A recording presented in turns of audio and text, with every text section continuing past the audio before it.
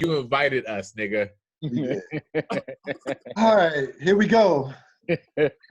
Welcome to this I'm a guest, nigga. Treat me like a guest.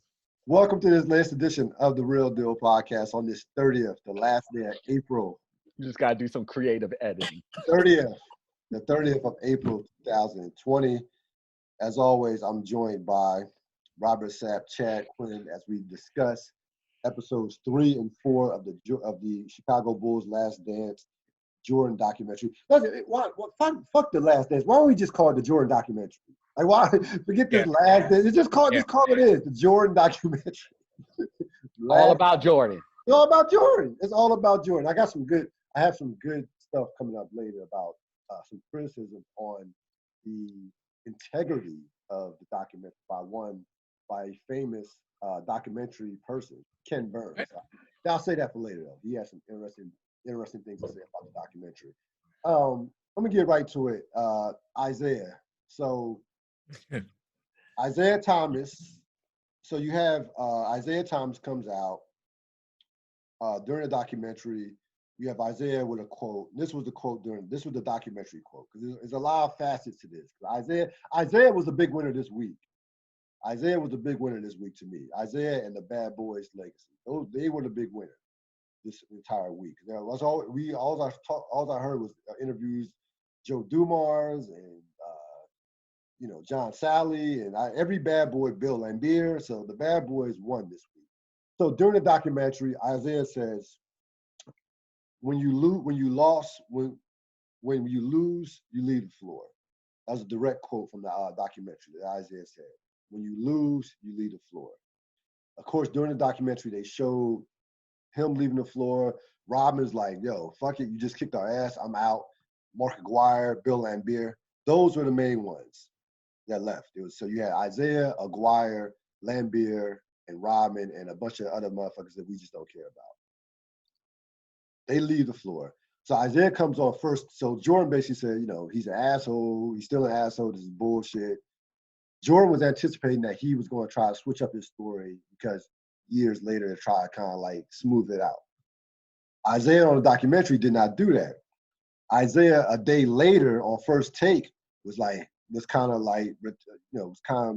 softer, to say the least. He's like, hey, I know it might have cost me a spot on the dream team, but they was coming up, we were going down. It was it was competition and what have you. While by the way, getting his ass kissed by Jalen Rose on Get Up. I can't leave that out. And I fuck with Jalen Rose, but he was doing way too much ass kissing on Isaiah, on Get Up. Then Isaiah comes out later in the week, and I want to get this right. I just quote. He says, when he's comparing Jordan, talking about Jordan, he says, Jordan didn't three-peat against Magic, Bird, or Dr. J when comparing the 80s to the 90s.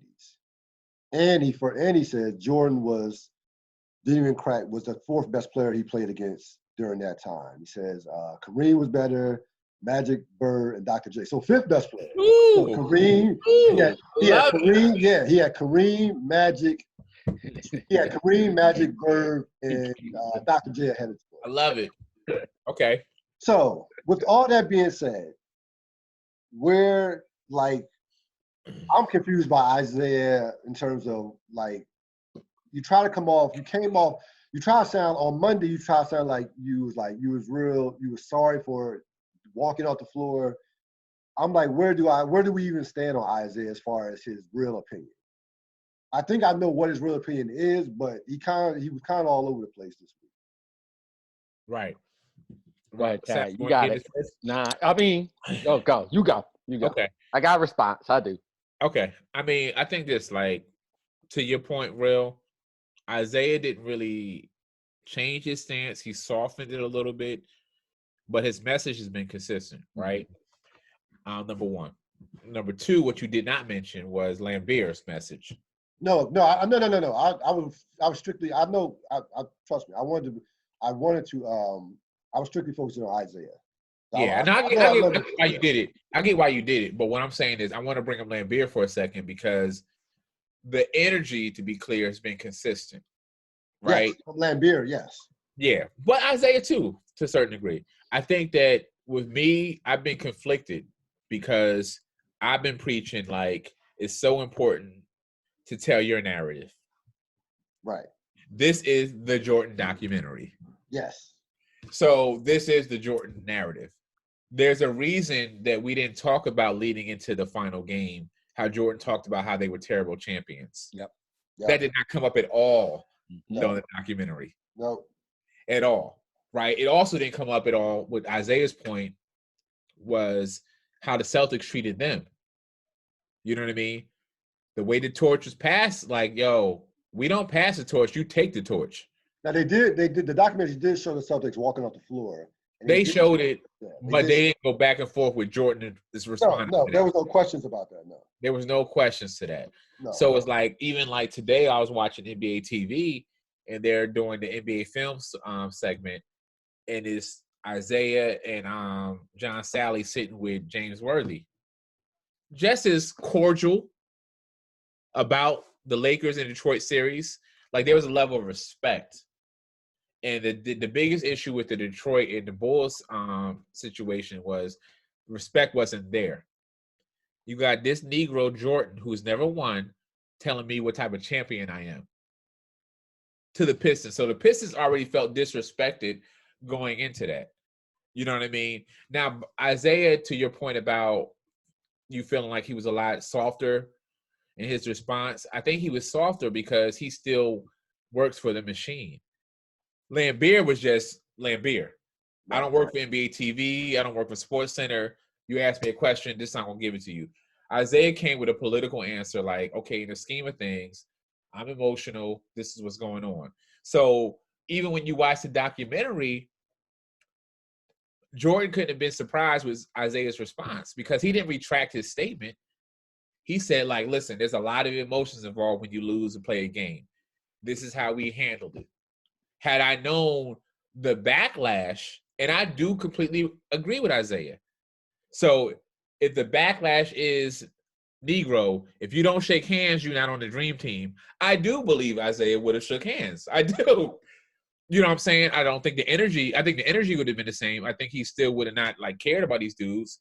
I think it would have been real quick, whatever, but I don't think they would have walked off the court. The bottom line is, as Isaiah and Sally said in the documentary, we crashed the party. That's the bottom line. We crashed the party. The party being Magic, Bird, Jordan. Not Magic, Bird, Asterix, the Pistons, right? Then Jordan. The Pistons came out of nowhere in this Cinderella dream and crashed the party, and therefore you have this animosity between Jordan and Isaiah and all this other stuff. So I'm like you said, to your point, I do think that Isaiah wins because we talked about this offline, but I think the misconception with this documentary, basketball did not start with Jordan. I saw this on social media the other day. Like, people don't understand, like, Kobe got this from Jordan and somebody got this from somebody, but Jordan was the original. He was not the original. Jordan doesn't, like, a lot of times pay homage to the other GOATs before him, but we're not talking about Dr. J's. We're not talking about Russells. So Isaiah was already old school. Like, yo, it's a long line of people I've seen. He's the only person to say, I beat Jordan, Bird, and Magic. Right. Not too many people can say that. No one can say that but him.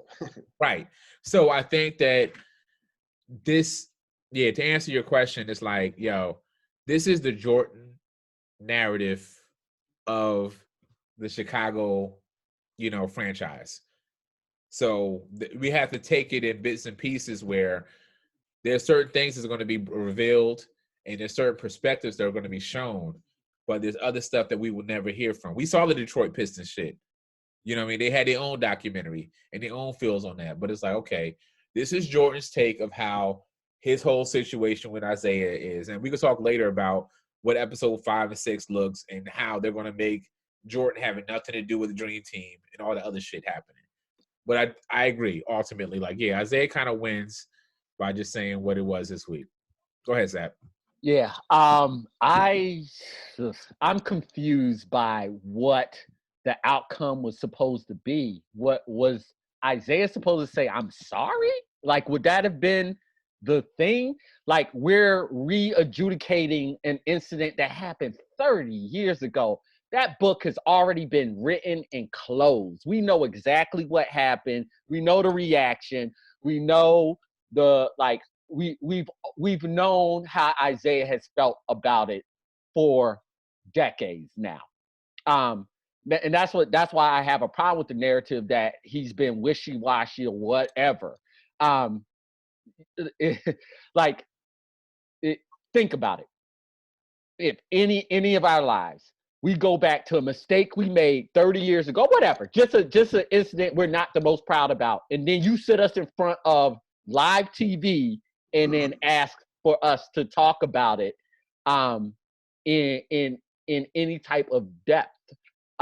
Especially like you said, Chad, he still wants to be a part of the NBA. He's still a part of that group.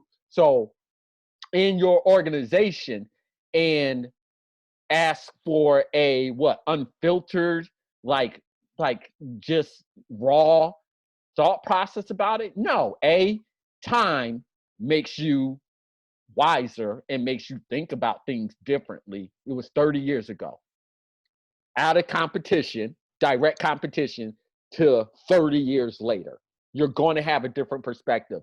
And you're damn sure going to have a different perspective in front of camera.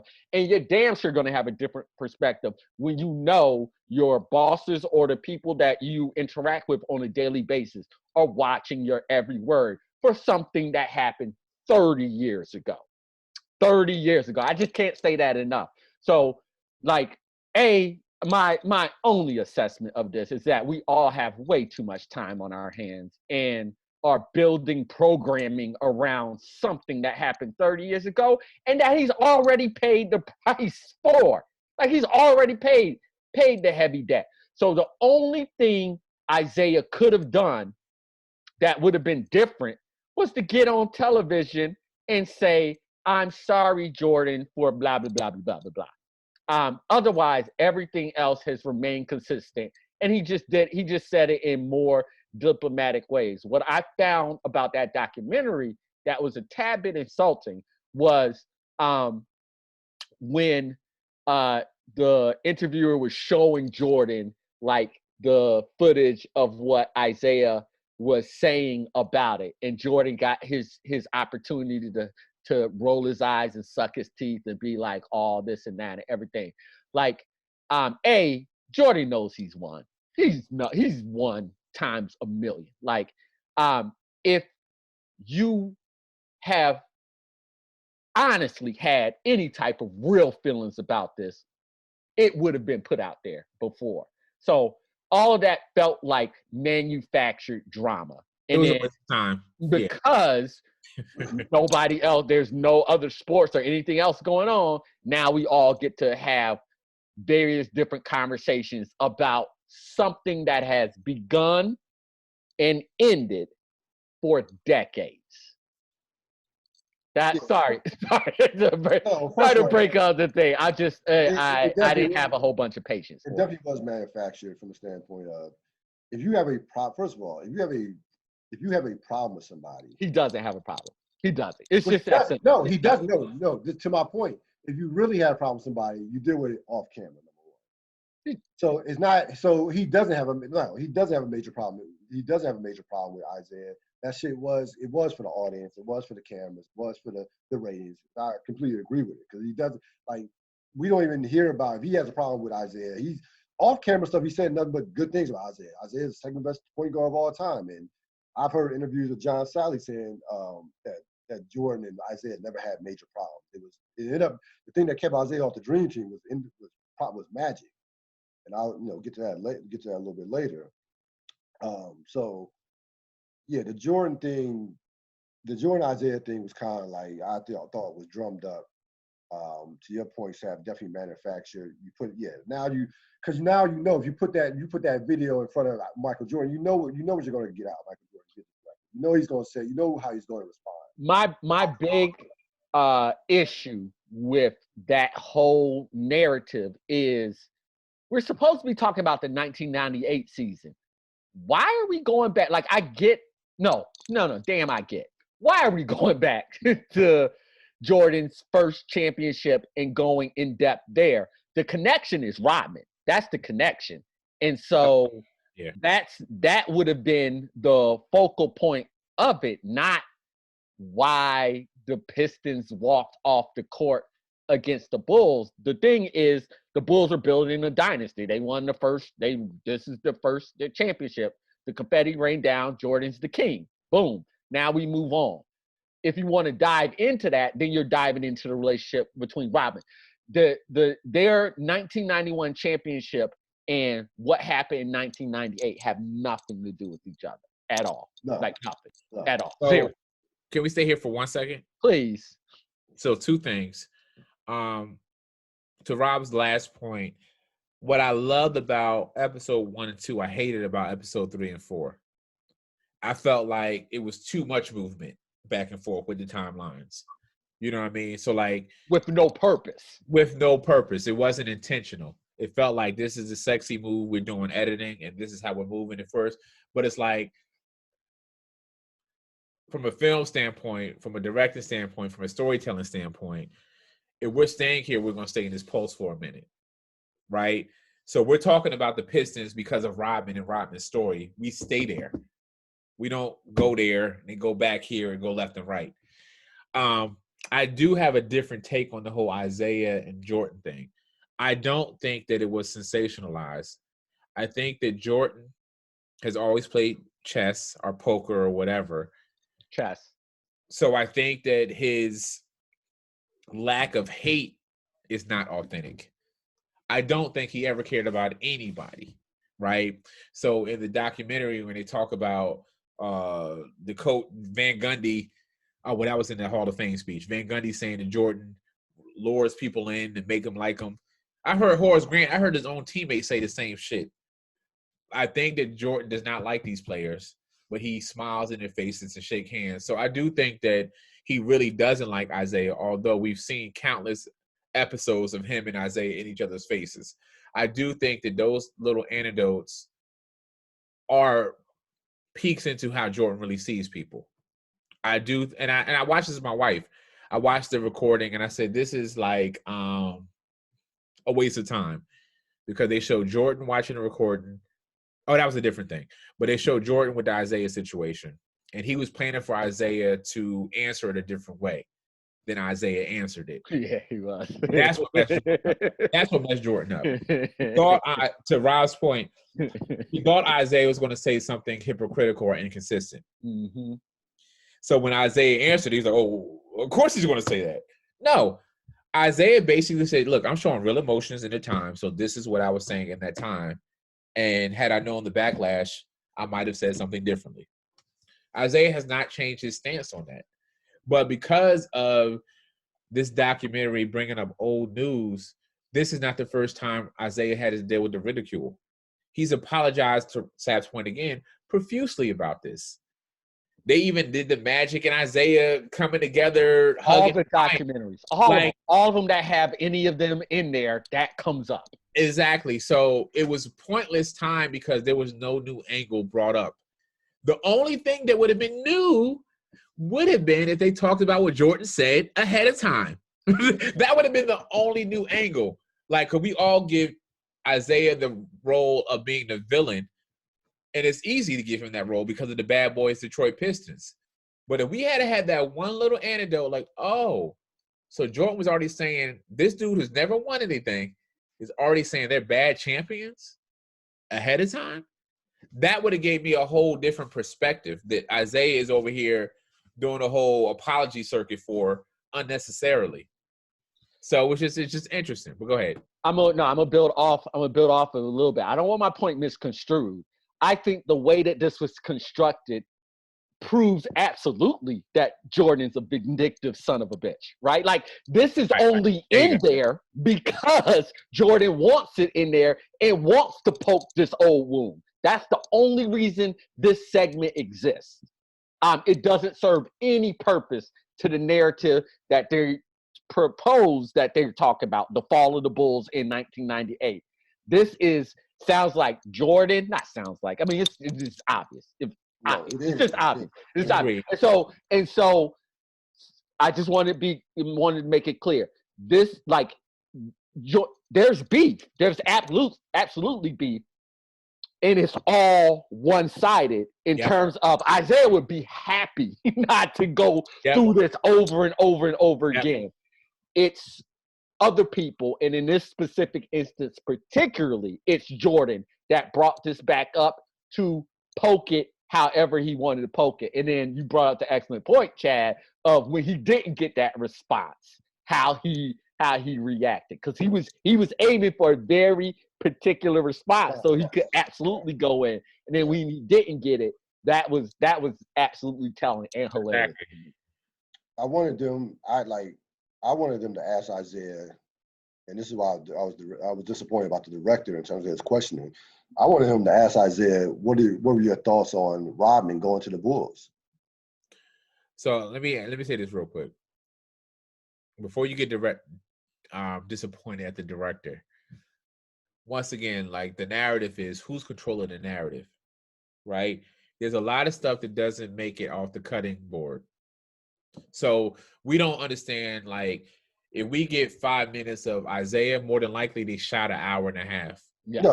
Without question. Right? So we don't know what made it when it comes to edits, because Jordan is still signing off on edits. Yeah. I'm just saying, like, Jordan is making sure I'm going to control how this story looks. So like you said, but I'm not discrediting what you're saying. Like, if we're like, ultimately the reason that we're bringing up the Pistons is twofold, right? Is to talk about what Jordan had to overcome, right, and this Rodman relationship situation. They did the Jordan way of talking about what he had overcome, but we did not get into the Rodman situation completely. Like, as far as, like, if there's any unsettling feelings, they talked about it really briefly, but to your point, they didn't really ask the Pistons, like, so now that your man joined that team, I agree with you. But once again, it's like, I don't want to put that on the director. It is the direction of the show, but it's like, it goes back to there's a theme going on here. Yes, it's very clear what the narrative is. You're right, that's all. Very clear. It's very clear. It's very clear. So we do a whole episode of Dennis Rodman. They show the Vegas trip. They show his backstory. He leaves for Las Vegas. He's supposed to be gone for 48 hours. He leaves, of course. He wasn't going to come back in 48 hours. Ends up leaving for 89 hours. Jordan has to go get him out the hotel with Carmen Electra. And we just basically see how Rodman came up and mom kicks him out and all that shit. Too much Rodman. Where did we stand with how they use Rodman in the documentary? All right, I'm gonna lead off on this one because I was the one last week that said fuck Rodman. Yeah.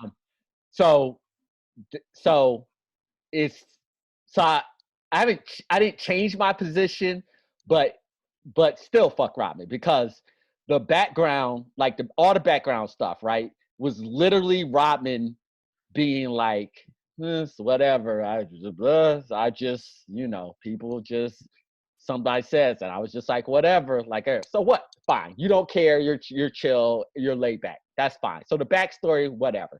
But as much as I was not interested in the Vegas trip last week, I left that story wanting so much more. As a matter of fact, damn everything else that was said in those two documentaries. I would have loved to just know beat by beat what happened in that. But I want Rodman to talk about it. I want Carmelo, everybody. Just walk me through everything that happened in the Vegas trip. Just that's the story. I want to know everything. And I want to know, Michael, you tell about going in there and everything that you saw. Like, that honestly would have been very interesting to me. I'm being a little bit facetious because that would have been salacious and would have had nothing in particular to do with the sports documentary, but at least that would have been interesting. At least that would have been new information. And that's the part of the story I was actually very, very much interested in and would have loved more. Outside of that, the Rodman, like I said, the narrative is very clear. And so Rodman, in this sense, to me, was used as a prop. And it's like, Rodman was the way that everything leading up. Rodman's a head case, can't be controlled until he came to the Bulls and was under the wing of Michael Jordan and Phil Jackson and Scottie Pippen. Michael Jordan had to literally go and get Rodman and bring him back and settle him in. And so, where of course Jordan's backstory very authentic. Pippen, the surprise one of this entire four episode series in terms of like how authentic his backstory was told and how it kind of actually gave you a new perspective of him. In this case, this just kind of like reaffirmed and honestly kind of made Rodman like not look like the effort and the energy and everything that it takes to be a superior athlete in the NBA was there, but was just more a prop of the might of the Bulls and what they provided that calmed Rodman down and provided him to be the piece that they would want him to be. And last thing before I let Chad talk is I know this isn't going to happen. But I wish there was like a little side something because no, I'm not even going in any negative direction. The part on, and this is what I mean by like how downplayed the backstory. The part with Jordan and Rodman are on the bench and they're just talking strategy, I could listen to hours of that because that to me shows not only the natural, of course, athletic ability, but the mental acumen that these athletes have to have. And somebody like Rodman, right? Like when he's talking about like all the different rebounds, like just all of that. That's the genius that these players have in perfecting their craft. But what we got of Rodman was just, I don't even know what that was, to be honest with you. Let me jump in here because Rob, you have laid it out perfectly. It's a perfect transition to where I'm coming from. The question was it too much Rodman? No. It was too much of Rodman that we didn't need to see. That was the issue. Like going back to the Pistons situation, the last episodes just showed us more of what we already knew or what we already heard of, right? So depending on how you dice that information, there's a couple things that I pulled from that. Phil Jackson said you got 48 hours. Jordan got him in 89 hours. So that's already telling me that you don't fuck with Phil Jackson to that level that they made it, that you listen to him and respect him. Which also in the documentary talked about Phil Jackson being Rodman before Rodman was Rodman. This nigga never averaged more than 8 rebounds a game. Just to be clear, Phil Jackson, like, I'll get it. He's a hippie, but let's not make him this kindred spirit with Rodman all of a sudden. Like that was he was the Rodman of his day. Very far-fetched for me. Huge issue with that. My brother is like, he's the Rodman of his day. I was like, no, he was not. No, he was not. No. Yes. No. You know what I mean? So that was some bullshit. And then to Sap's point, like, I wish we could have spent more time. And they talked about this in the documentary when Jordan gives her the anecdote of Phil making everybody pay for Rodman when he came back and they're doing these laps. And it took them 4 laps to finally catch Rodman. Right? Or are we talking about Rodman breaking down the X's and O's of how he rebounds and how he knows how to spin the ball goes with Larry Bird as opposed to Jordan? We didn't get enough of the genius that was in him. We saw more of the wild, unkept side of him that we already knew of. And I feel like that diminishes who he is as a player on the court. And at the same time, it elevates who Jordan is and who Phil Jackson is, to Rob's point of this random dude, mind you, already a champion, but this random dude, 2-time champion, yes, that needed a home and needed someone. And also, his ethic was in question because when Pippen was gone, he was Jordan's number 2, but then didn't know how. Like, so it did not paint Rodman in the best light. But I'm like, if you're going to use that time to tell other narratives, what stories are you telling, and why are you telling those stories? So really, go ahead. Really quickly, I just want to your storyteller, Chad. Madonna says to Rodman, "Don't let anybody do it and create." What? Hold up. So let me say this real quick, and this is where Rob made me go left, and I didn't want to. I just had to. I had to. Come on, Let me tell you honestly, from what I do, when I saw the documentary last week, as soon as they brought up Madonna, you know who I thought of? Sandra Bullock. I thought about that fucking bullshit ass movie. What's the name of the movie? Anybody know? Speed 2? The Last Mile? No, with the football player. Oh, yeah. Blindside. Blindside. Yeah. She won an Oscar. This is what people may not understand. The fucking football player said that should never happen. They was like, yeah, nigga, but our story told this story. She won an Oscar for a bullshit story. The football player, like, yeah, I was adopted by these white folks, but they didn't teach me how to play football. I knew how to play football. What are y'all talking about? So it was like going back to like the problem that I'm reconciling as I'm watching this is like, who's controlling this narrative? So we're saying this two-time champion who didn't know who he was, he needed to consult with Madonna to say, hey, they can't tell you who you are. Be who you are and you'll be free. That's who we had to consult with. Along with understanding that Phil Jackson is the first coming of you. So he understands you better than you understand yourself. So it just made Rodman look like he needed the Bulls more than the Bulls needed him. And just really quickly, just on that point, like this is my problem when this is my problem when narratives are told like this, right? Like if that who gave that anecdote? Rodman didn't say it. Madonna damn sure didn't say it. John Sally said it about them. Like if you're going to bring something like that into the story, then have the principal people there say it and explain it. Right. And the reason why you don't have them there is because it just fits into a nice narrative really quickly, and it's just for the narrative. And that's why I mean, like, it's very clear how this is going. This is not about bringing up anything new or discovery or even putting people on the record for things. This is about telling a story that is palpable to people. And I think I said this offline. I can't even remember, but it was confirmed. I was talking to a friend who was, we're all older than everybody, but so who was a baby during that time. And they were like, I didn't know all this about Jordan. Jordan was really that great and everything like that. And that's when I said offline to both of you, this story is to reaffirm the myth of Jordan and the Bulls, not to bring up anything new or to put a new perspective on it.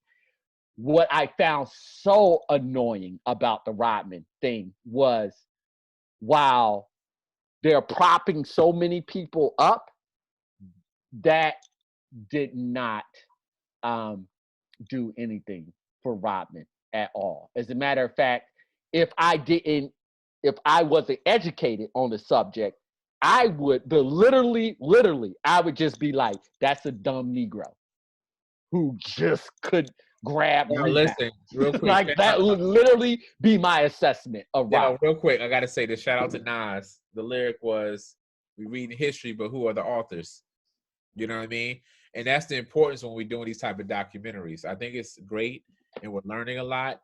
But because there's still a story being told, and there's still perspectives of stories being told, to Rob's point, if I'm not a historian and I don't know who Rodman is, and I'm learning based off of this documentary, I'm not that impressed at all. I'm not that impressed with who he was as a player at all. Yeah, so it is what it is. So in that sense, to answer your question, finally, maybe it was too much of Rodman. If we're going to show him this way, that was too much. I didn't need to see more of that. Yeah. Yeah, I mean, the prism that, like, for us is different because, again, we saw all that shit when he was doing all that wild shit.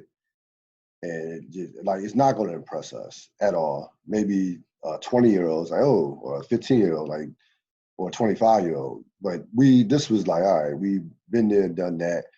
I thought they could have cut his time in half. I didn't need to see him. I knew they were going to do it. I had no problem.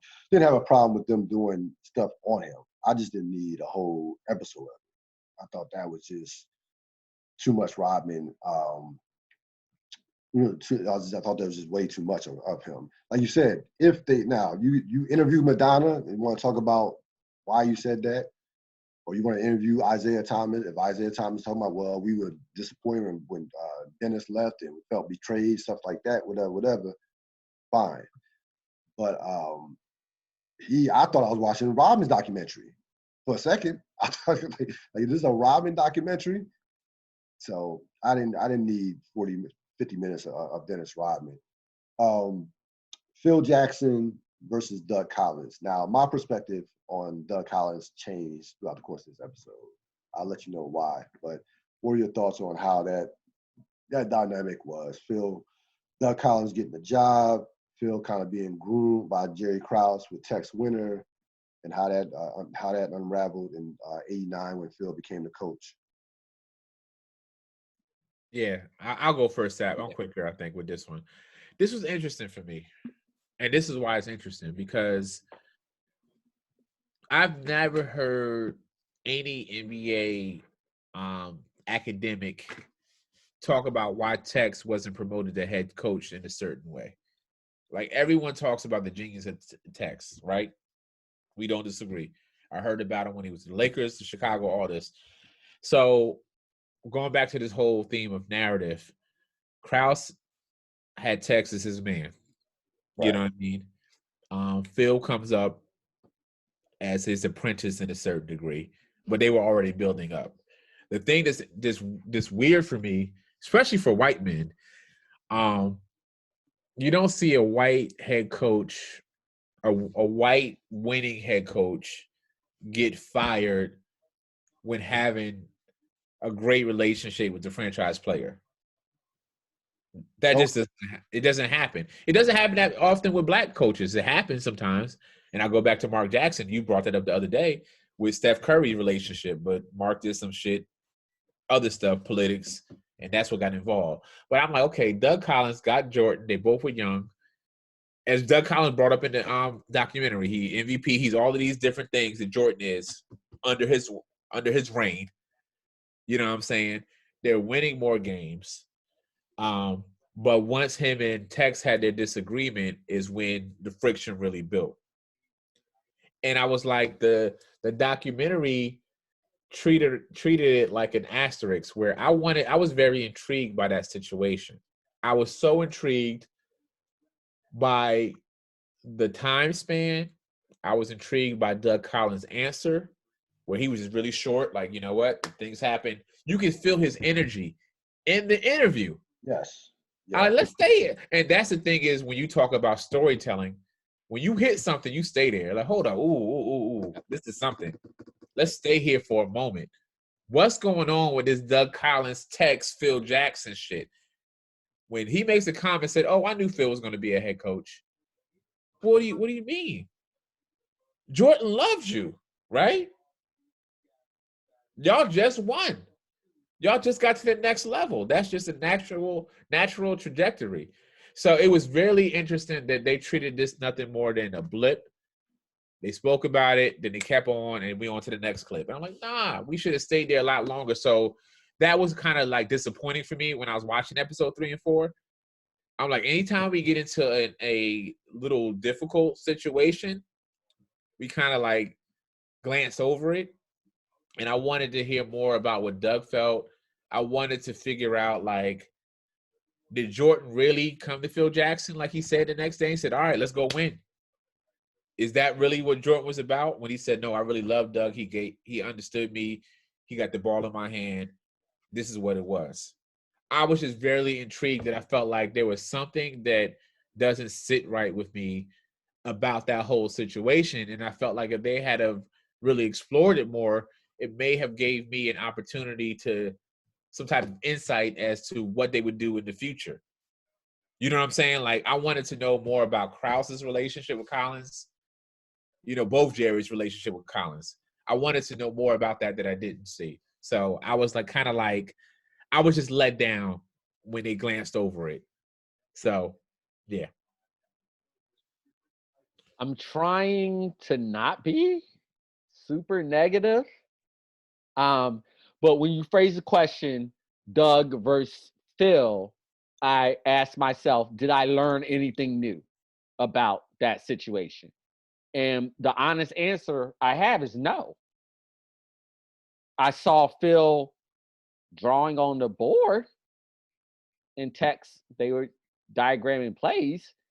I guess that was new footage. I mean, that was new footage. I hadn't seen that before.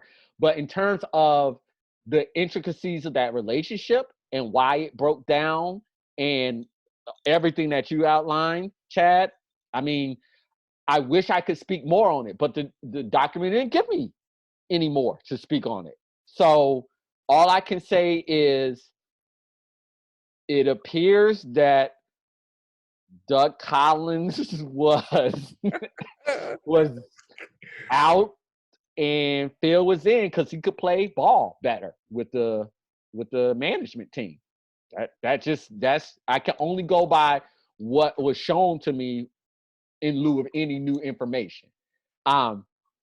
We all have speculation and everything like that. And like I said, again, this is where I probably get a little bit more negative, is this is stuff that has been well documented for 30 years.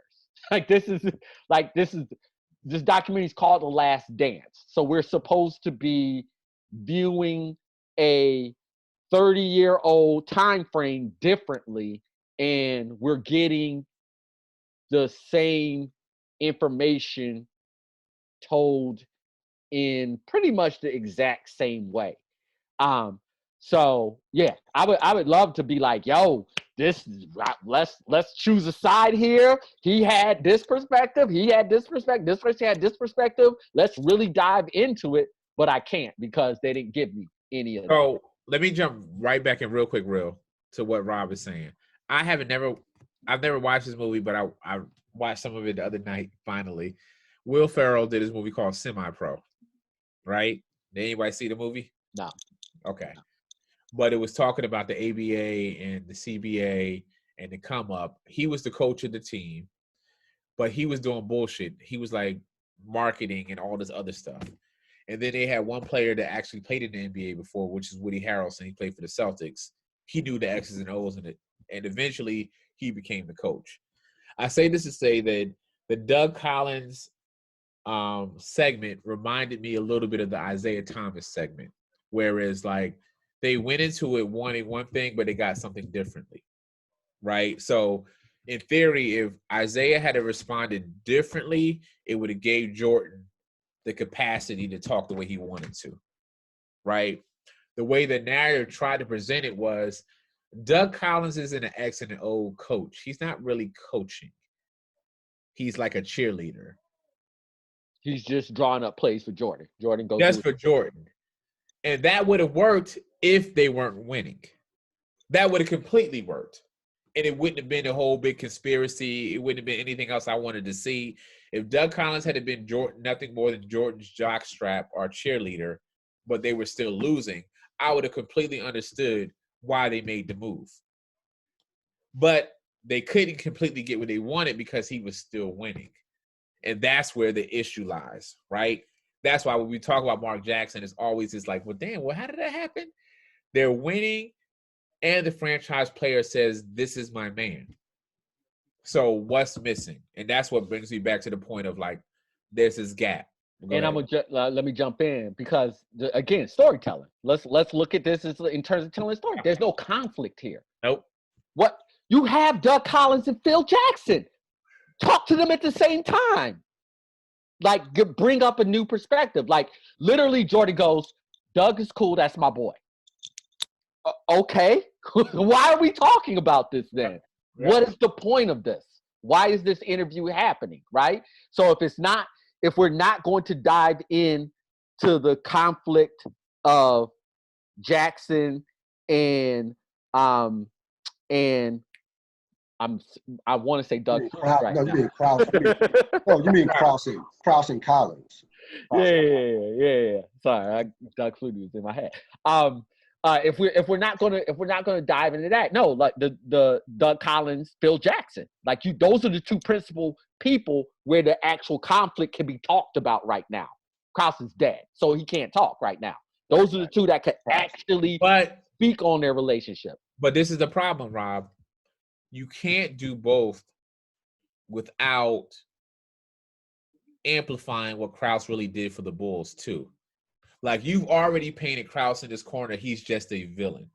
Yes. The documentary has already said we're not giving him any credit. Yes. The documentary's already named that. Yes. So if we really bring it up and say, no, Krause was gung-ho about this triangle and Collins was not with it, it gives him in a light that they don't want to show it all. Yeah, and that's the point. That's the point. It's like, nah, so you're not gonna what do you get instead is Jordan says Doug Collins is cool. Doug Collins goes, yeah. Phil Jackson goes, yeah, and then we move on. Exactly. But that's piss poor storytelling, is it from my perspective? No, it's not. I couldn't agree more. It's not good storytelling. I thought from watching Collins and showing some of the footage that they showed, first when he's doing an interview in real time, it seemed like he was holding something back when he asked him questions. There's no question. It seemed like he was holding something back. Like, he wanted to say it, but like, all right, I like me and Michael are good. I don't, and I don't want to step on any toes. But watching all the old coaching footage, and he's in the locker room, and he, it's kind of like the rah-rah coach. I do think eventually that would have wore thin as far as like them advancing and winning multiple championships. I do think he was too friendly with Jordan, in my opinion. I thought he was too friendly with Jordan. And Phil Jackson came in immediately, challenged Jordan. I hear that, but Cyril, you're speaking to the narrative that we already know. We already have that narrative because history played out in a certain type of way. No, but I'm saying before this documentary came out, I thought for years that Doug Collins would have won 5-6 championships too. Sure. I mean, and we all have our certain thoughts on how things would have gone, like all of the things. We can all have our own thoughts. But my point is, what did looking at this documentary and watching it, how did that do anything to any of the prior thoughts that we have had? I've said many times in my head and yelling at the TV that my hope for this is that there's new information presented on a subject which we knew we thought we knew. That's, in my mind, why you would do something like this from a storytelling perspective. But if this is just to reaffirm everything that we've already been told for 30 years, then this is the direction of it. Oh, I waited 51 minutes to say this. Fuck Phil Jackson. Let's not romanticize him challenging Jordan. Fuck out of here. First of all, in the documentary itself, it said Collins challenged Jordan during the practices and how he was switching shit. All Phil Jackson did ultimately was do what Tex was already doing and said it. They romanticized this whole John Paxson, give him the ball situation. How many fucking games did Jordan score 40 and 50 and 30 times? Fuck out of here. Jordan did Jordan when he wanted to. Phil Jackson, there's multiple articles talking about he would get these books that Pippen and Jordan wouldn't even read. Jordan didn't give a fuck about no Phil Jackson. He liked him as a person. It's not like he needed him to propel him to be something that he already was going to be anyway. They still would have won just as many championships. And I think it goes back to more so the powers that be behind the scenes. That goes to the two Jerrys. There's a conflict there between the Jerrys and Doug Collins and what they wanted. That's the biggest issue. Because ultimately, and that is the one thing that's consistent, regardless of what Jordan wanted, they did what they thought was their smart moves. They didn't make any move based off of Jordan. That's the commonality. Charles Oakley's his best friend. Bye. He likes Doug Collins, so they did shit that they wanted to do. Fuck out of here. Yeah. And fuck Phil. It's overrated. Sorry. I waited Phil's 53. not. Yeah, I know you did. Phil's not overrated. I want to give you, so that gets back to my point in terms of earlier episode, the last episode we did about how much power did Jordan really have. So if you're making this move, Doug's his dude, Doug's out. Not paying Scotty, bringing in Rodman. Well, he acquiesced to that move. How much power did Jordan really have? I mean, like, so I'll combine what Chad just said with what we were talking about in the last episode, or the last two episodes. It was an emerging concept for players to have power. We all remember that time very well, and it just wasn't a thing. It just wasn't a thing. Management made all the moves, and the players just kind of went with it. On top of that, I think history bears this out. Jordan's very apolitical. He's not going to make waves. That's not him. That's not how he makes his moves in this world. And so on top of that, with something like or in a situation where you're switching out, different people for whatever, but the focus is still about him. It wasn't like any of these things was taken away focus off of him. And so I think you combine those three factors in there, and it's whatever power Jordan had would not have been evident to a lot of people, particularly within that organization. Now we get into the next episode where it looks like they are going to twist history a little bit. Jordan wielded tremendous power. If he didn't fuck with you and didn't like you, he would wield it like a blunt object. But if it didn't bother him, or if it didn't impede in his going throughout life and doing whatever he did, then it was no worries. Yeah. I agree completely. I think that when we talk about Jordan and his power, it's relative to the time era we're talking about. So I'll equate it to, like, say, film, right? You think about the blaxploitation era in the 70s. This was the first time you had Black writers and directors and lead characters. That was huge. However, they were still relegated to playing pimps and hoes. So it's still in a box, if you will.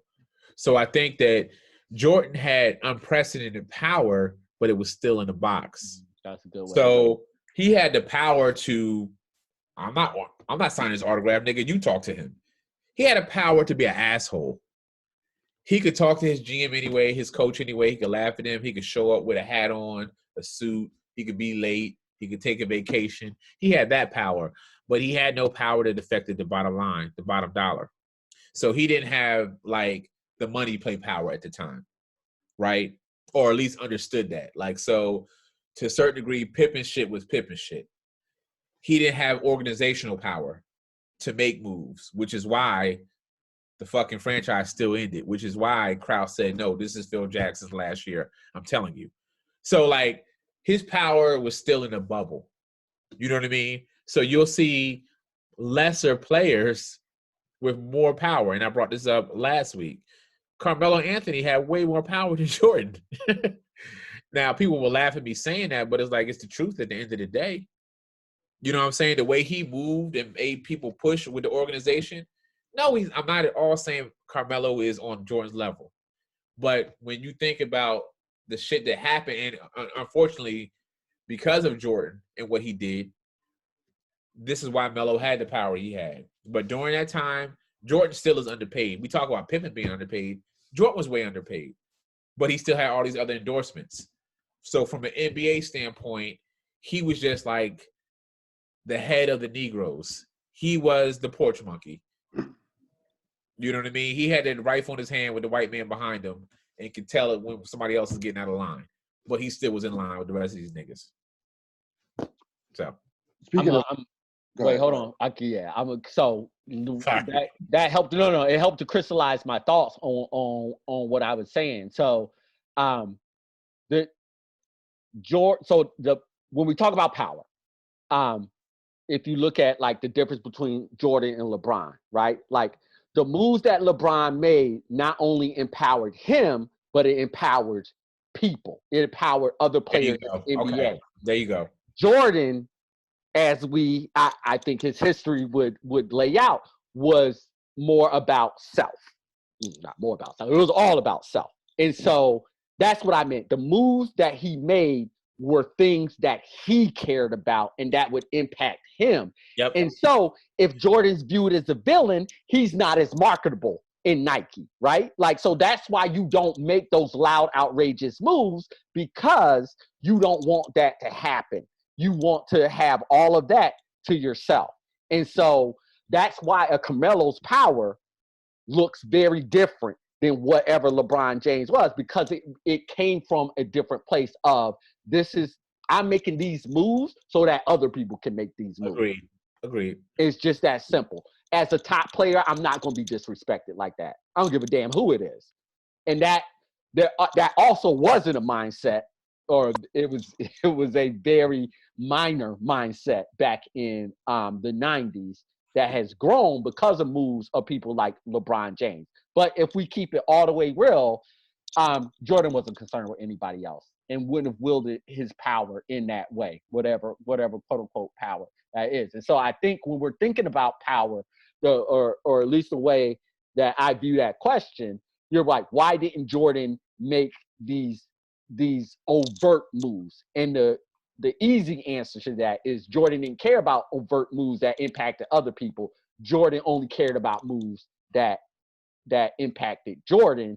And by making those overt moves, particularly about how black male athletes in the NBA were like it was a long process, because it went from squeaky clean to these niggas is all acting crazy and is wild. And then we had to get to that through that point before players could wield actual financial power, and financial power leads to organizational power. There was a long stretch for that. Jordan was part of that group that needed to smile, needed to dance, put on the suit, shake all the right hands in order to keep all of that Nike monkey. It wasn't until many, many years later that athletes like LeBron crushed that mold. Yep. Agreed. Crushed that barrier. Ken Burns came out today or yesterday. Ken Burns. Yes, Ken Burns, who is Civil War.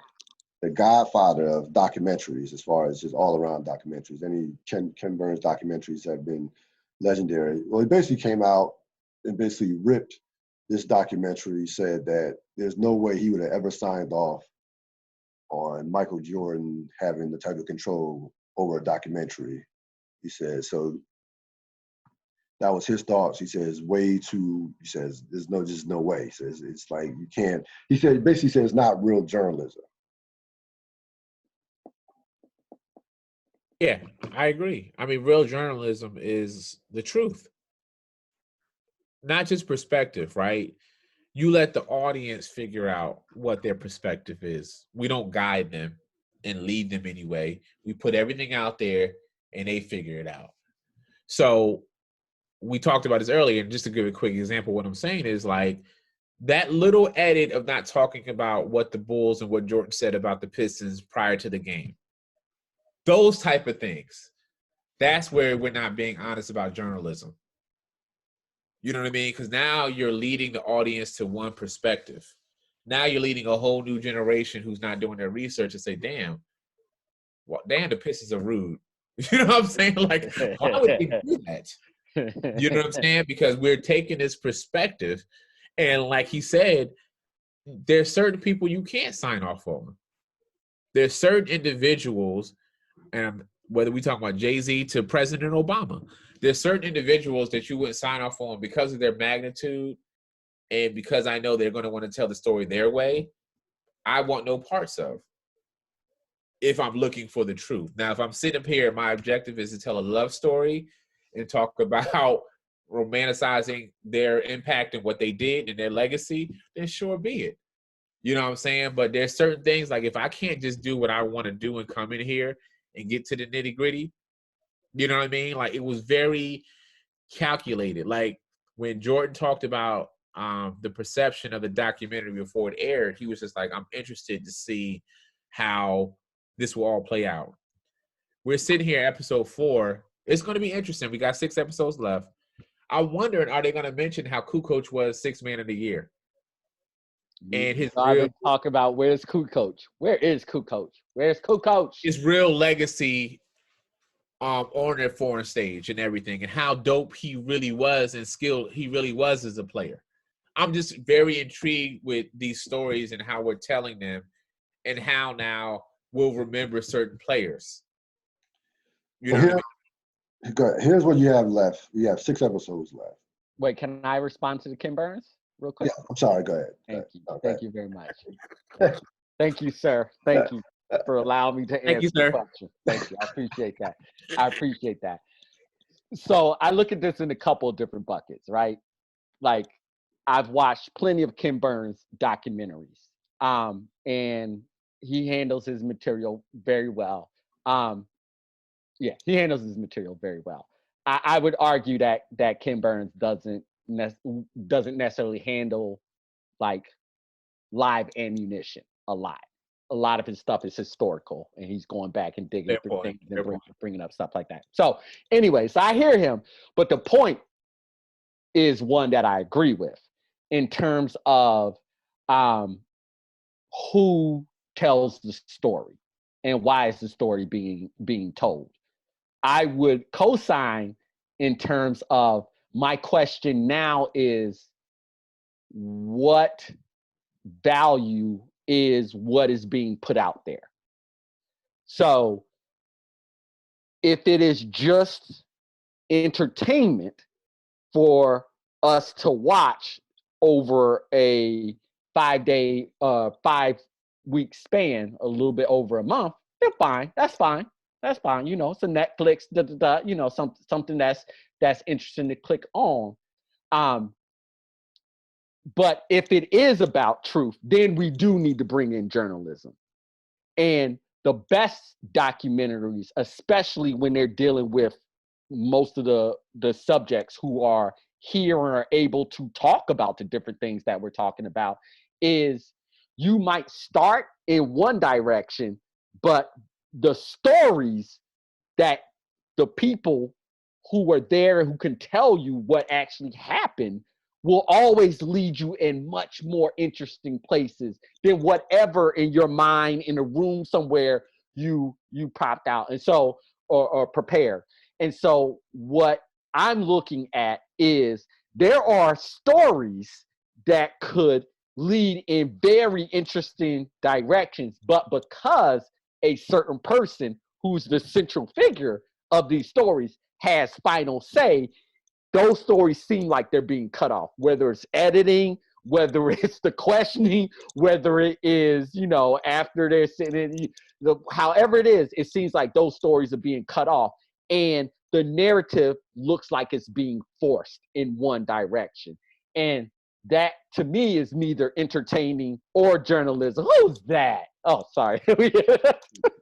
We're in a... Hi, Chloe. Hello, Chloe. We're back. We back. So anyway, that was my ultimate point. That was my ultimate point. I completely agree with what he says, and then I would add on, I'm not sure this is entertaining or informative right now. Oh, you're not entertained right now? I mean, I'm entertained like it's a net, like you know, if this was on NBA TV and it was running, you know, through a thing. But in terms of, yeah.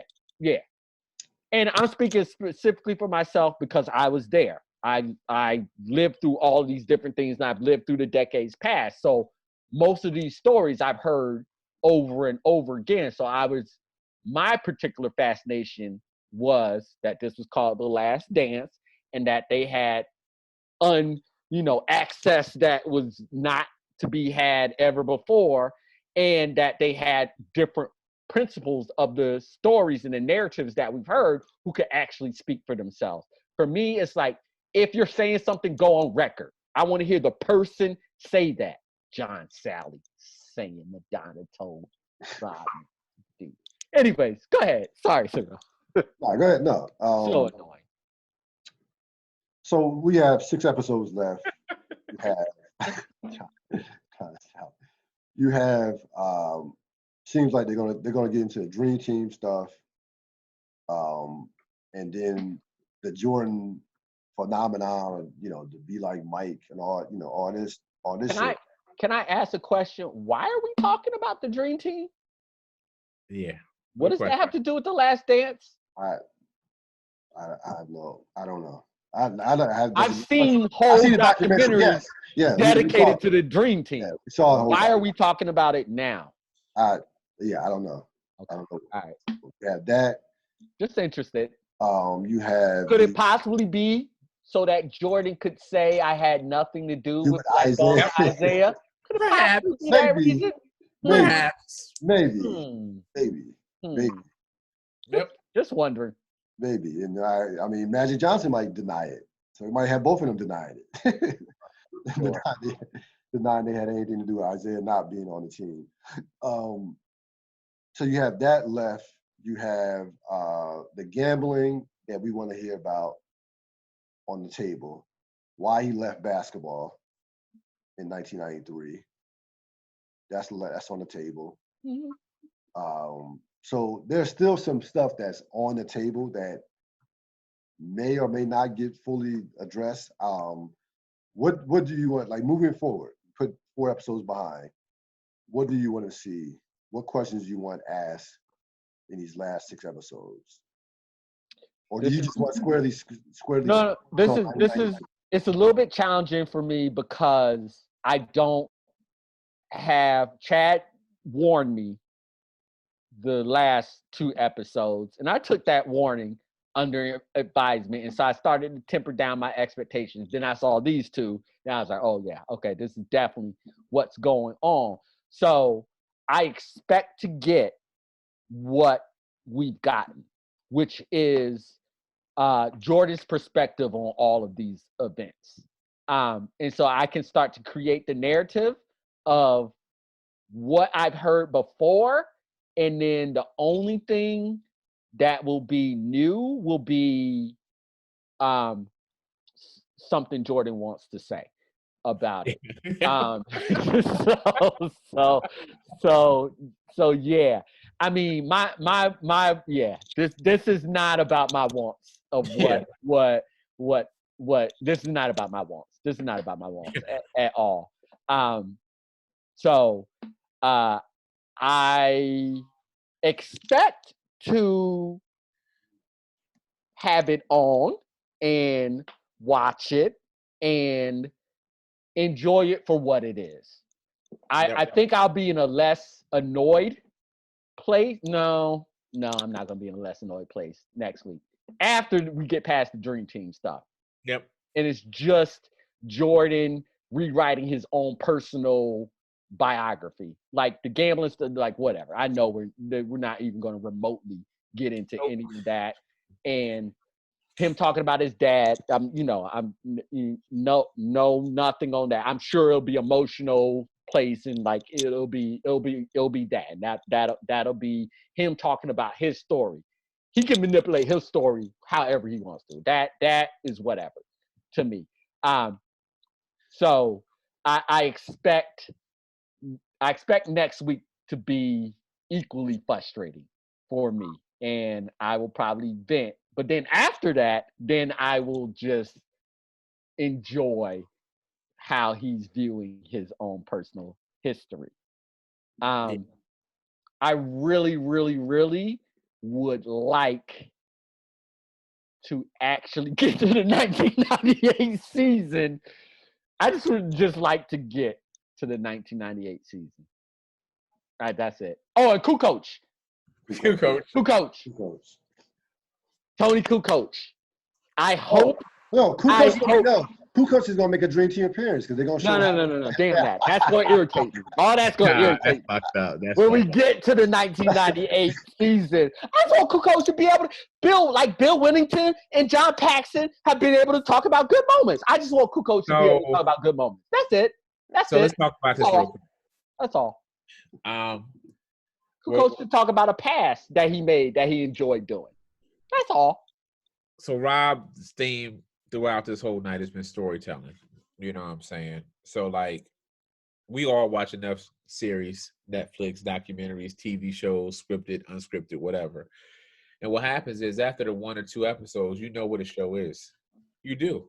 You don't need 7, 8 episodes in to know what a show is. You understand what it is and how it's moving and their objectives and their motives and all of that. I think that what frustrates me is that they keep us in this illusion that they're never getting to. Like, just be a romance novel.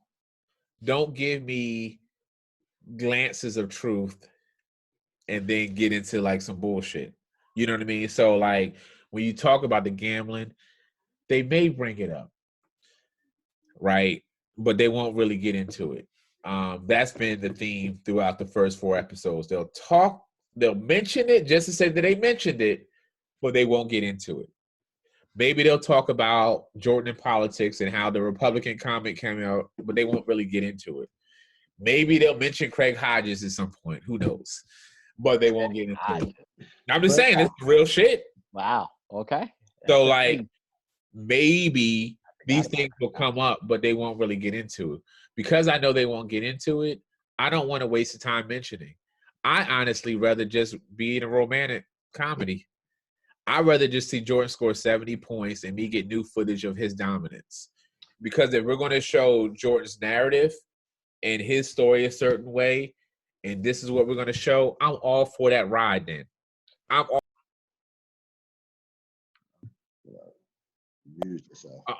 all for his brilliance as a player. I'm Chad, all how did you mute yourself? What did you I hit the button real quick. I was just I moved my hands.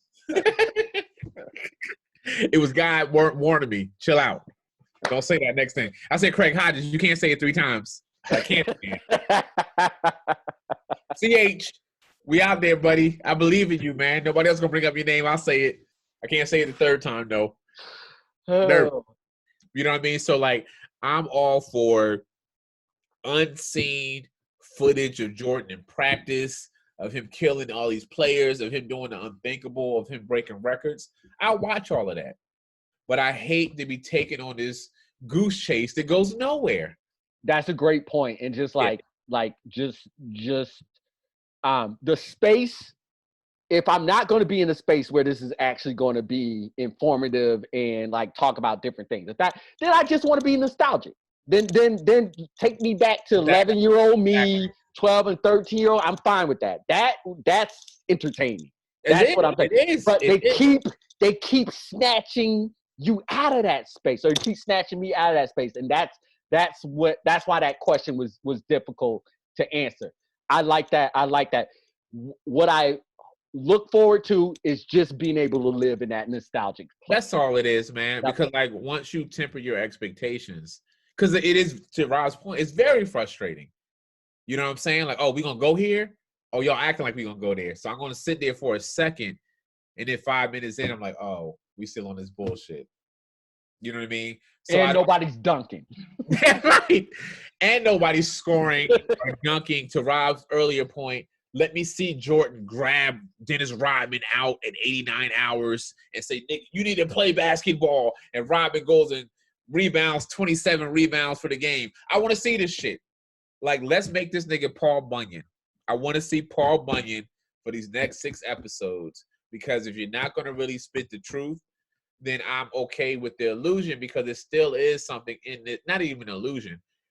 I'm still okay with telling the story that was still true.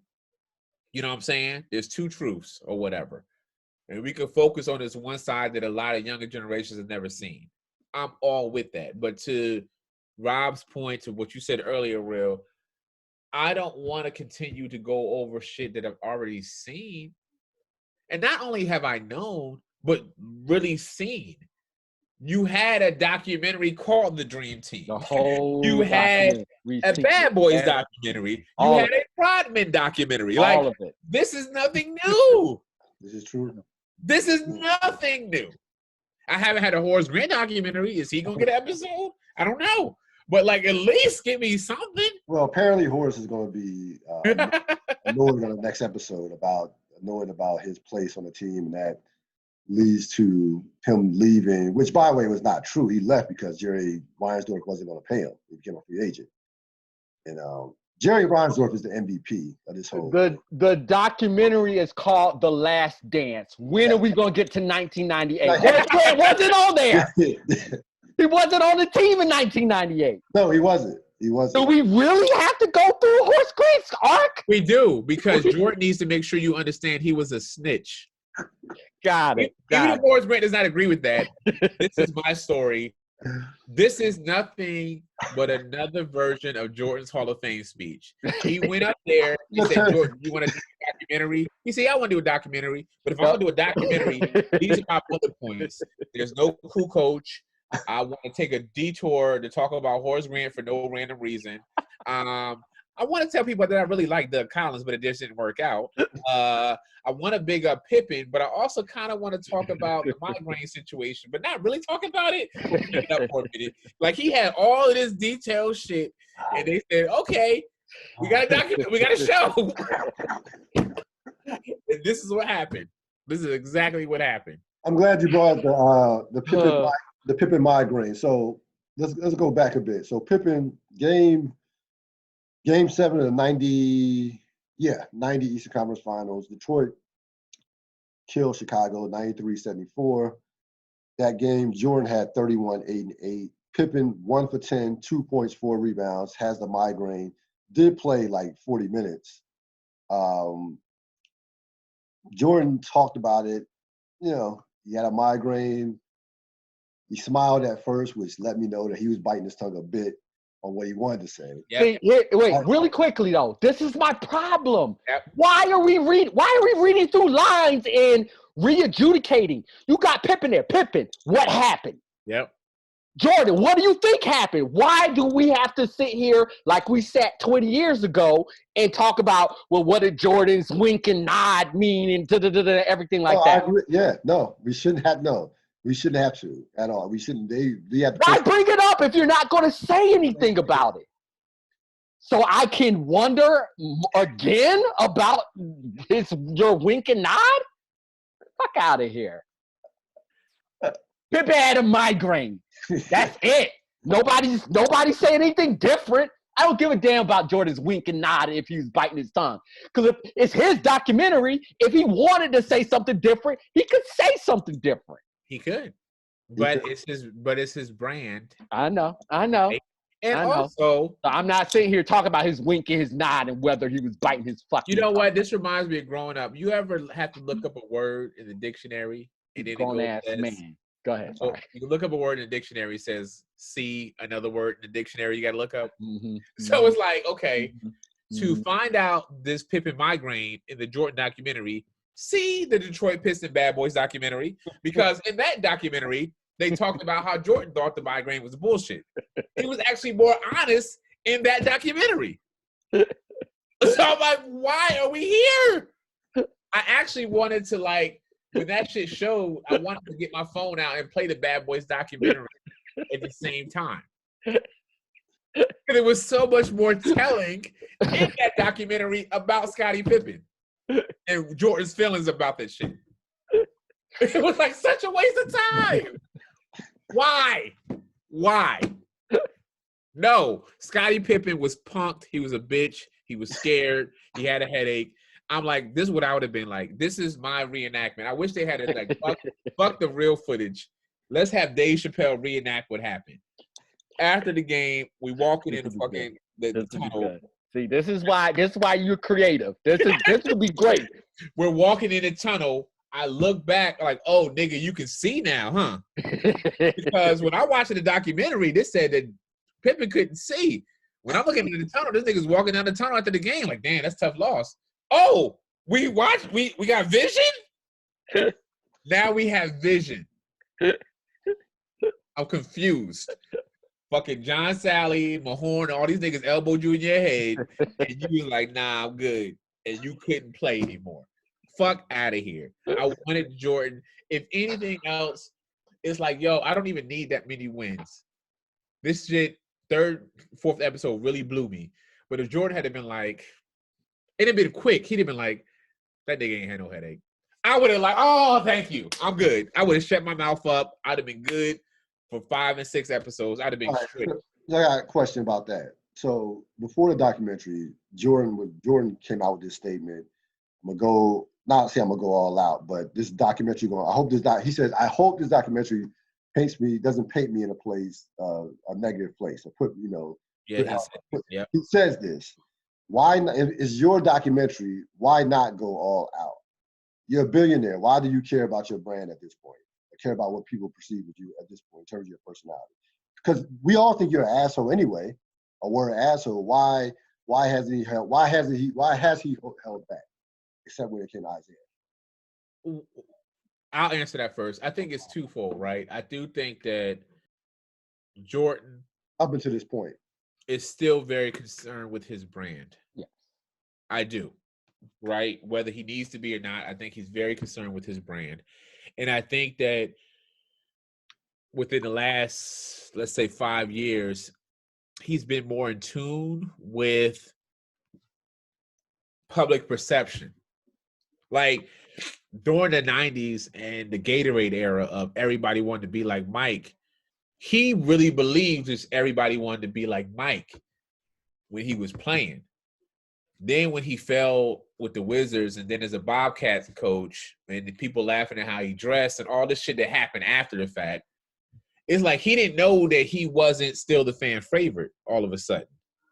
He's like, yo, people laughing at me? He couldn't believe that. Like, what? They laughing at who? Me? Jordan? You know what I'm saying?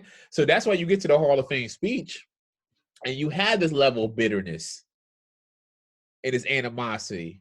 And don't laugh if I say I come back at 50. You have this defense mechanism because all we're hearing about is LeBron and Kobe and all of this other type of shit.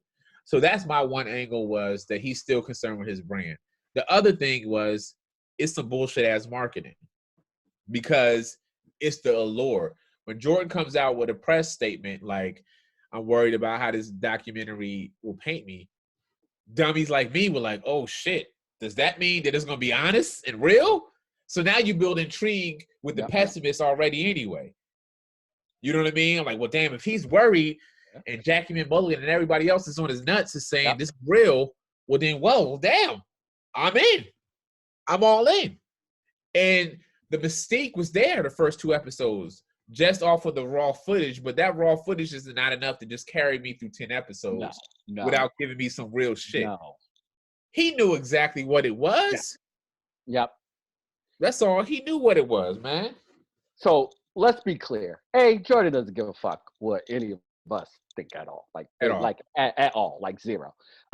So that type of opinion doesn't impact him in the least bit. And then also, we don't play in these billionaire waters. And so I think we at least know this about very wealthy people. They don't like to lose a dime. They don't like to lose any money. And so at any point in time, when it looks like the Jordan brand is on a downward trend, that's a problem. Whether it is $5, $5 million, $500 million, it's a problem. And that's not a thing that anybody associated with him wants to see. Also, I mean, on one part I kick myself because we've all known and all heard the stories that Jordan's had the media in the palm of his hand from forever. And I bet on this one. It wasn't that I heard other people saying it, who's always been in his pocket, and it got me. It got me, and it just got me. He's very good at marketing. Him and his team and whoever, they're very good at marketing. Always have been, always will be. They got me. They got us. Like it is just that simple. The arc is very clear to me now how this is going to go. This is a redemptive story and a perseverance story. Everything will be painted as this is what knocked us down and this is how we came up. We being the Bulls, but more in particular, this is how Jordan overcame all these odds. Yep. That's where the last dance is going to end up. That's why we got to wait for fucking forever for 1998 to get here, because we got to set the table for 1998 to be all odds. There's no way they should be able to beat the Utah Jazz 2 years and did everything like that. And it'll end with people said I pushed them. Well, just all everything that was obviously there, and my frustrations at me. If this turns out something different, then I will gladly eat these words. I will gladly eat these words. If in 4 episodes we're like, wow, I never saw that coming. I never knew they would go that deep or that raw. I will gladly eat these words. But right now, the arc is very clear, and I simply say this is marketing. This is marketing. The Jordan brand was wherever it was. And it could just be in their heads, perception. We need to do something just to reignite interest. It's just that simple. Yep. Well, I will say this: they had they showed briefly, of course, the '91 finals when they beat the Lakers, and it made me think about, like, damn, I wish Magic. Of course, we didn't know this at the time. Like, I wish Magic hadn't retired, because that could have been. Magic was still in his prime when they lost. Like, that could have been a 2 to 3, 4 year rivalry with those two going at it in the finals. Feel like we got cheated from that standpoint in terms of basketball, because that Lakers team had overachieved. Portland was better. They beat Portland that year, and go ahead. No, I'm just gonna say nobody was talking about the Lakers at all. Like at all. No, of course. It's like the Knicks. It's like the Knicks. Nah, it's like Jay-Z and Knicks. There wasn't even a segue into that.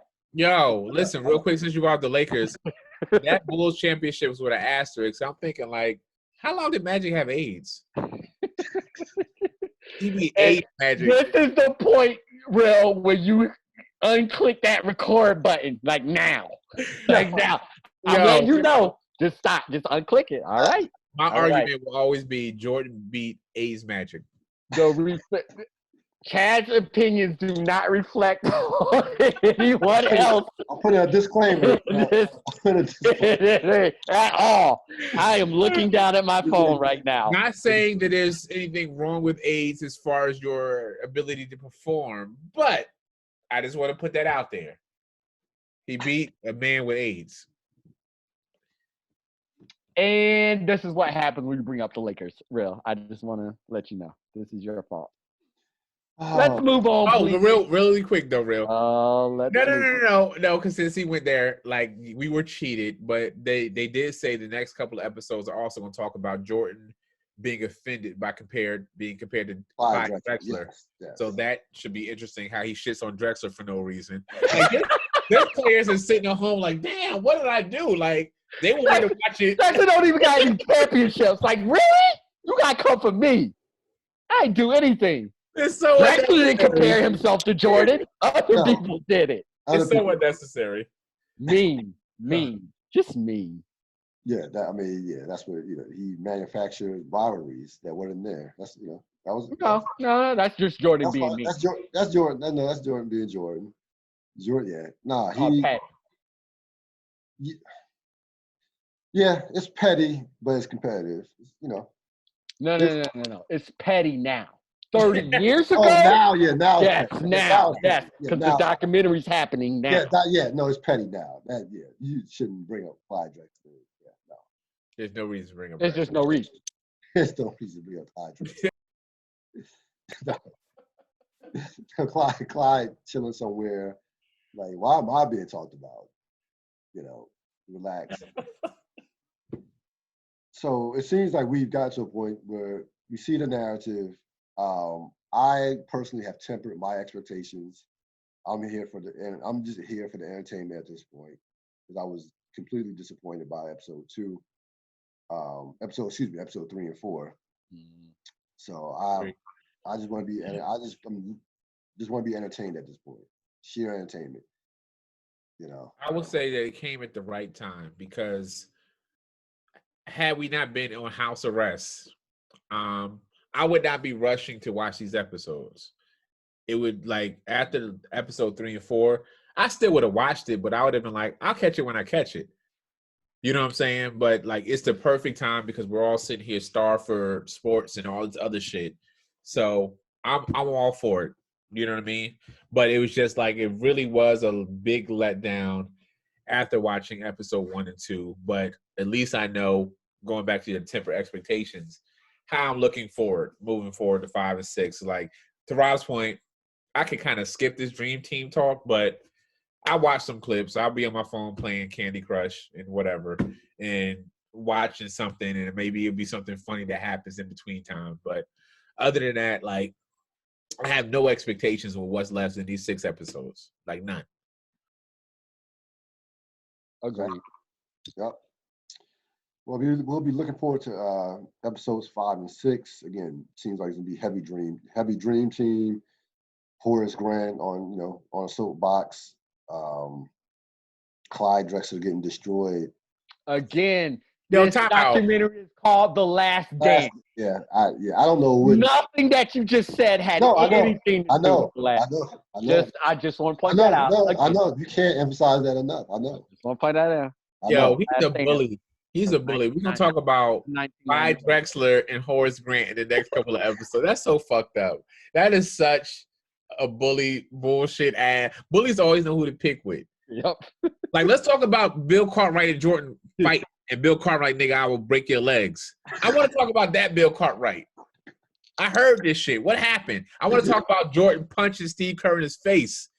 These are things that I heard in the urban legend. Did it happen? Did it happen? Hold on, man. Kerr's right there. You could just ask him that question. Yep, Kerr is right there. Cartwright's right there. Bill Cartwright.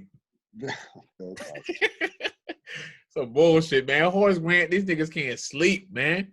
They're like, Jordan, I thought we was good. No, we good. And then they see a fucking clip.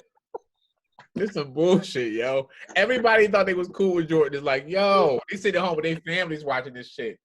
That's fucked up, man. Like, yo, no, MJ told me his documentary coming out. I want to make sure everybody can watch. They over there on social media telling their people, no, MJ, no, me, we cool. That's old. Then niggas, Isaiah was like, what? Really? Isaiah should have been surprised. No, we made up though, Jordan. We made I'm talking to Jordan like, nigga, we made up, nigga. Me and Magic cried on NBA TV and hugged it out. Yep. I already dismissed you. I saw it.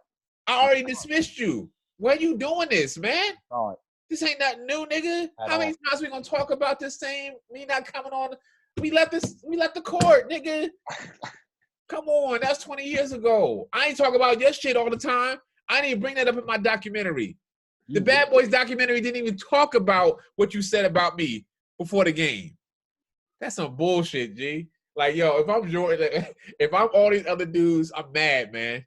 I'm mad. If I'm Horace Grant, like, nigga, I'm not even famous enough to have an episode with my name in it. They should. This is your next thing, Chad. They should all get together and do a counter documentary. Oh, listen, I already got it in the making. What I'm gonna do a very low budget. I'm gonna take all of these little geeky ass 14-year-olds clips on YouTube of Jordan gaffes. I'm gonna put all this shit together of Jordan petty moments. I'm gonna put an hour together of Jordan petty moments and make a untold documentary series. I would watch that. Yeah, man. Fuck that nigga, man. Let's talk about your sons, nigga. Why neither one of them even made it to the league? Neither one of them made it to the league. Luke Walton was in the league.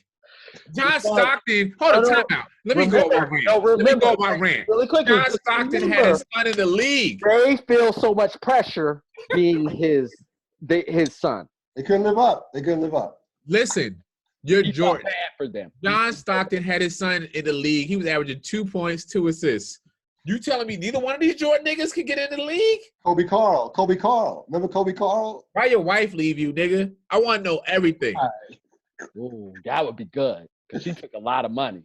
He got $168 million. She good. Took half that. But no, why? Let's get her on the documentary.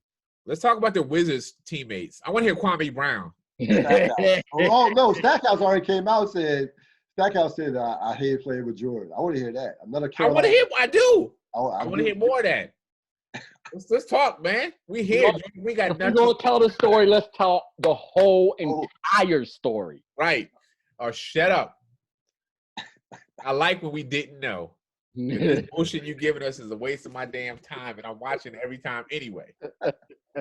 Very mad. I'm sitting there every minute mad because I know it's some bullshit, but I'm still not gonna turn it. I'm gonna still watch this bullshit. Oh man. All right. We fleshed out this episode. We did. Oh no, I got one more thing to say. Yeah. I got one more thing to say. Fuck that. I got one more thing to say. Just for the record, and you brought this up, but you didn't bring this up tonight. Hell no, the Bulls would not have won without Dennis Rodman. We talked about Rodman earlier, but no, they would not have won. When they got Dennis Rodman, he was a five-time rebounding champion at the time. He was an all first-team defensive NBA player. When I looked up the stats of just the first series when they played Seattle, they talked about the conversation of who was going to be the MVP even when the Bulls won. Jordan got 6 MVP ballots. Sean Kemp got 3. Yeah, and there was talk that Jordan 2. there was talk that Jordan was like the third best player in that series. Exactly. Kemp and Rodman. So Yeah, no, I do they would remember. not have won without Dennis Rodman. The Bulls in that second three-peat played 2 of the best power forwards at the time, and Sean Kemp and Karl Malone. Yeah. They would not have won without Dennis Rodman. Just for the No, he definitely got into Karl Malone's head. Like, yeah. Yeah, I mean, Sean Kemp was still shitting on him, but he only averaged 23 and 10. Without Dennis Rodman, the nigga would average 30. Easy. Nah, Kemp was a beast. Yeah. Sad. Gary Was Payton. it bad? No, I remember it. Yeah, he's a I monster. know that's your team, but Gary Payton was hurt too. They didn't even switch Gary Payton on to Jordan to the game 3 or 4 or whatever. Yeah. Yep. So, whatever. Yep. Oh boy. Love it. Gotta love it. Gotta love it. So we're looking forward to episodes 5 and 6. As always, thanks to Chad Cuddy Quinn. You wanna plug your your film tomorrow night, 9 p.m. Eastern, 6 p.m. Western time, whatever shit, that Pacific or whatever. Western time.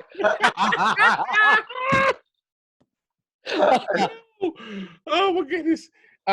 Yes, we have a screening of a film that I had a chance to write and direct, For the Love of Music. We have a special guest, Dame Dash. It's in celebration of our partnership with his platform, his media platform.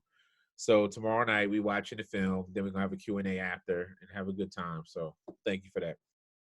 All right. Sat, as always. Sir. Join the program. Always a pleasure. Just a bit of advice. Before you put this up, just review it. Just review it. That's all. You can review anything. That's why my advice was too. Yeah. All right, fellas. Later. Peace out.